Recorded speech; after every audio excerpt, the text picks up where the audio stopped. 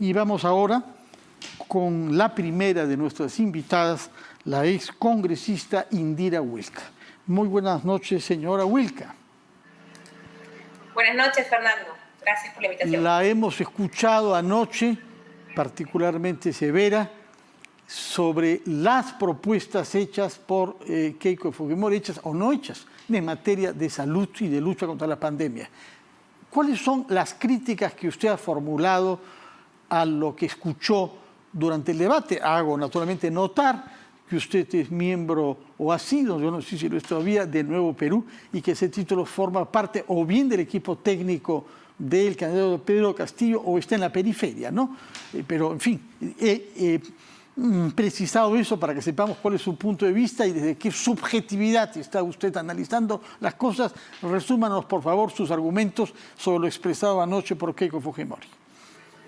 Sí, gracias, Fernando. Y yo también hago la precisión, no soy parte del equipo técnico ni de Perú Libre, tampoco soy de la periferia de ningún partido, pero lo digo porque ayer no fue una invitación a miembros del equipo técnico. Y de hecho yo lo dije durante esta presentación. Yo iba como una persona que es política, sí, y que como política he definido mi voto y lo he dicho públicamente. Y lo digo porque hay gente que sí se presenta como analistas o como políticos independientes cuando son parte de Yo sé que no es tu caso, no es tu caso, la conocemos como y yo una no lo soy, pero sí tengo mis razones sí, por las cuales voto por Pedro Castillo en esta elección, en esta segunda vuelta, ¿no? Y bueno, en relación a la pregunta que tú me planteas, pues hay dos cosas que a mí me llamaron la atención del bloque, sobre todo sobre la pandemia y la salud, ¿no? La primera cosa, lo referido a el esquema de vacunación, ¿no es cierto? Este esquema de vacunación que de hecho ya está en marcha hoy en la actualidad y que ojalá que continúe. Sobre eso la señora Fujimori argumentó que ella va a continuar, ¿no? Lo que ahora el gobierno del presidente Sagasti ha buscado mantener, ha buscado implementar a pesar de las dificultades. Y yo lo que señalé en el comentario, en el panel de comentaristas, es que yo hubiera esperado una autocrítica, porque es verdad que lo del señor Sagasti hoy es algo que hay que reconocer como un avance, como un logro, a pesar de las diferencias que podamos tener con su gobierno, pero esa misma actitud de lealtad para con una política de Estado, que es la vacunación en una pandemia, no se vio durante estos meses de campaña por parte del fujimorismo. No se vio de parte de ella teniendo un deslinde claro con el señor Bustamante, que es un médico, que es parte de su equipo de gobierno, y de hecho entiendo que es un congresista electo de su bancada. Biólogo, biólogo. Creo que no es médico, sino biólogo. Biólogo, pero bueno, peor todavía entonces, porque salió a hablar como médico, especialista en temas de pandemia, y yo creo que se prestó a un acto ruin, que es boicotear deliberadamente el proceso de vacunación con la vacuna Sinopharm, que ha sido la primera vacuna que hemos podido conseguir como país. Todos sabemos las dificultades que ha habido desde el año pasado con la inestabilidad política y con lo que hizo el señor Vizcarra y las cosas que se erraron para conseguir la vacuna, y se consiguió finalmente la vacuna Sinopharm.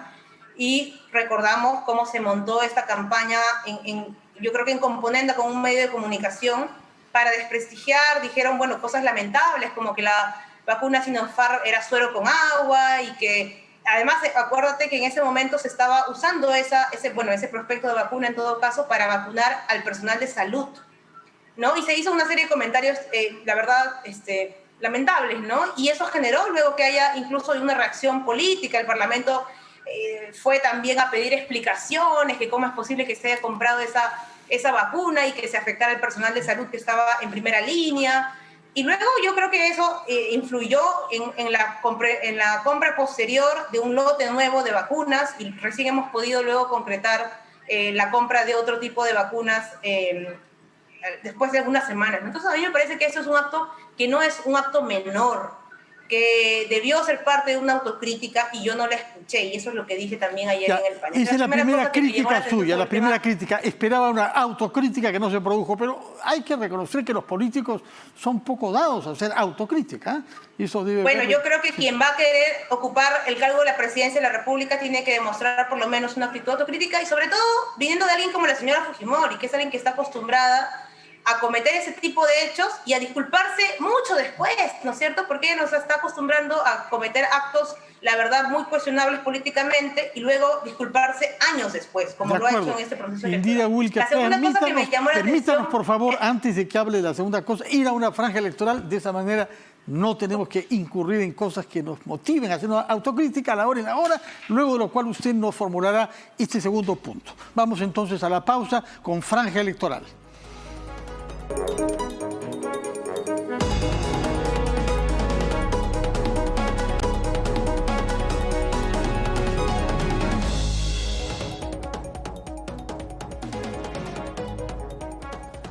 Retomamos nuestra entrevista con la excongresista Indira Wilca, quien nos ha dicho que es una electora independiente de Pedro Castillo y que ha formulado una primera crítica a lo expuesto ayer en materia de salud por Keiko Fujimori. Debía proceder a una segunda crítica. Adelante, por favor.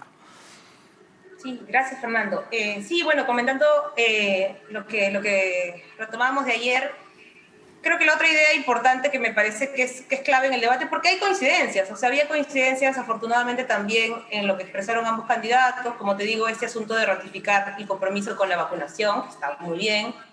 Luego también se habló en ambos casos de fortalecer el primer nivel de atención, que también yo creo que es necesario, más allá de las diferencias políticas, ese es un punto que sí creo que todos vamos a coincidir, es uno de los más descuidados. Pero en otro aspecto en el que yo llamé la atención sobre las propuestas de la señora Fujimori, fue que no solamente se trata de fortalecer el primer nivel de atención, sino que de lo que ha estado en discusión durante esta pandemia es que la salud tiene que ser considerada en nuestro país y ser fortalecida como un derecho humano fundamental. Porque hemos visto situaciones lamentables durante esta pandemia en el que la salud ha sido tratada como cualquier otro tipo de mercado, como si fuera pues hablar de consumir cualquier otro tipo de productos. Entonces, situaciones lamentables se han dado en las que en casos extremos de necesidad, familias han tenido que verse obligadas a pagar cantidades ingentes de dinero para acceder a una cama UCI. En su desesperación, muchas familias se han endeudado, familias de ¿Usted clase cree media, que con una proclamación constitucional de derechos se va a resolver eso? La salud pública es una obligación del Estado. No se necesita decir nada más que eso. Es una obligación que hoy no se está cumpliendo. Si no se ha hecho, no es porque haya una carencia jurídica.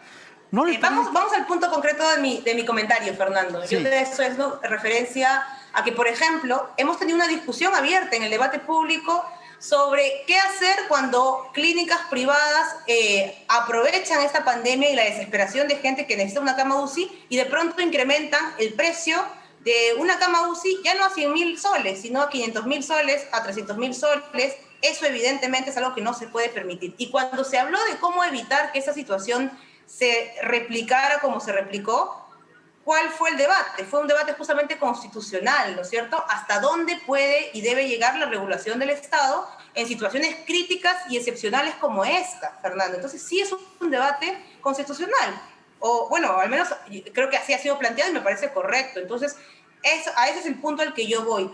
¿Cómo está garantizado hoy el derecho a la salud, incluso en casos extremos de pandemia? Y lamentablemente hemos evidenciado que el Estado peruano hoy no ha tenido herramientas para defender algo que incluso está en la propia Ley General de Salud o algo que está de alguna forma enunciado en la Constitución, pero lamentablemente sin herramientas reales para que el Estado ejerza esa regulación, como digo, incluso en casos excepcionales. Yo no creo que nadie esté de acuerdo con lo que ha pasado con la situación de las clínicas, ¿no es cierto?, cobrando estas cantidades abusivas de dinero. Eso no se puede permitir y eso además, Fernando, no se ha permitido en otros países. No ha pasado en ningún país occidental que de pronto las clínicas hayan hecho un uso usurero de sus recursos de infraestructura frente a una pandemia como la que estamos viviendo. Eso no se puede permitir más. Sí, señora Wilca, hemos comprendido por qué no vota usted por Keiko Fujimori. Ahora queremos comprender por qué vota por Pedro Castillo. ¿Cree que está capacitado para gobernar? Yo creo que primero estamos ante dos opciones en una segunda vuelta. Y Fernando, tú y yo y millones de ciudadanos en este momento seguramente vamos a tener que elegir por dos candidatos que no son los que... por los que optamos en la primera vuelta. Nuestros candidatos de primera vuelta seguro a muchos no pasaron a esa segunda vuelta, no fueron nuestra primera opción, no fueron los que idealmente, ¿no es cierto?, decidimos respaldar en una primera vuelta. En ese escenario es que yo me pongo, digamos, en la posición de muchos otros ciudadanos de tener que elegir a dos personas que yo inicialmente probablemente no hubiera elegido. Y ahí es donde hago una evaluación. Para mí el fujimorismo es una opción que representa una amenaza tremenda a la democracia en nuestro país. No porque yo lo crea, sino porque hemos tenido en el fujimorismo ya una dictadura en el pasado. Y la señora Keiko Fujimori, en vez de distanciarse de ese legado dictatorial, lo que ha hecho todos estos meses y estos años, en realidad diría, pero lo ha reafirmado con mucha fuerza y claridad estos últimos meses, es que ella no busca alejarse de la dictadura de su padre, ella la reivindica. Ella lo que hace es minimizar la destrucción que hubo de nuestro país a nivel institucional, a nivel social, a nivel ético, y decir simplemente que su padre cometió algunos errores pequeños. De acuerdo, pero que, no bueno, ayer siente dijo que una haya barbaridad, que su padre fue atacado por la corrupción. Entonces, no es una opción el fujimorismo. Hemos comprendido Hay lo que otra piensa opción usted. al frente, que no es perfecta, pero bueno, es la opción por la que hay que tomar partido. En el fondo de usted, ¿no siente que hay alguna amenaza también a la democracia por el otro lado, especialmente por algunas de las relaciones y de los miembros de Perú Libre?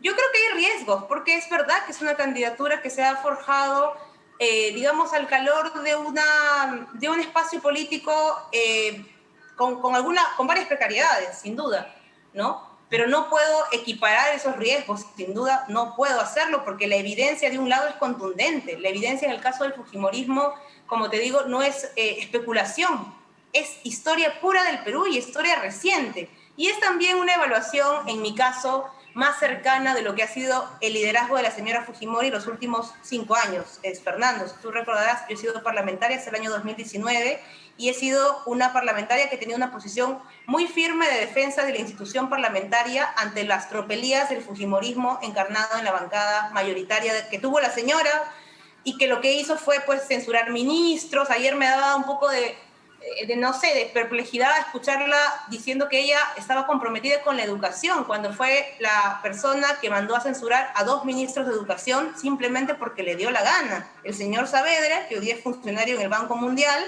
y que yo no sé si ella tenga con él discrepancias realmente de fondo sobre el tema educativo, o la señora Martens, que también, en fin, yo tengo unas críticas a ellos, pero no se me hubiera ocurrido nunca sobre eso intentar impulsar una censura, ¿no es cierto?, argumentando ideas que no venían al caso. Entonces, yo he conocido lo que es el fujimorismo en estos últimos años bajo el liderazgo de la señora Keiko, una persona totalmente nociva.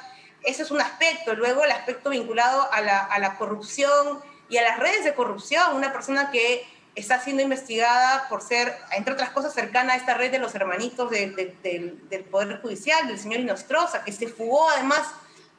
Por las investigaciones se señala, probablemente con ayuda de personajes del fujimorismo, él se escapa a España después de que se ha descubierto que mantiene una relación. Él es el que además la menciona como la famosa señora K, de la fuerza número 1. Y estamos hablando de uno de las cabezas de la mafia de corrupción del Poder Judicial. Es que un hombre que tenía la vileza de negociar sentencias de violación a una menor, ¿no? Bueno, no estamos hablando de cualquier tipo de vínculo y cualquier tipo de personaje. Hemos comprendido su punto de vista sobre Keiko Fujimori y también las razones por las que, pese a alguna reserva, usted decidió votar por Pedro Castillo. Muchas gracias, señora Indira Wilca. Gracias, Fernando. Un gusto hablar contigo. Gracias. Ahora, como corresponde, conversaremos con una persona del otro borde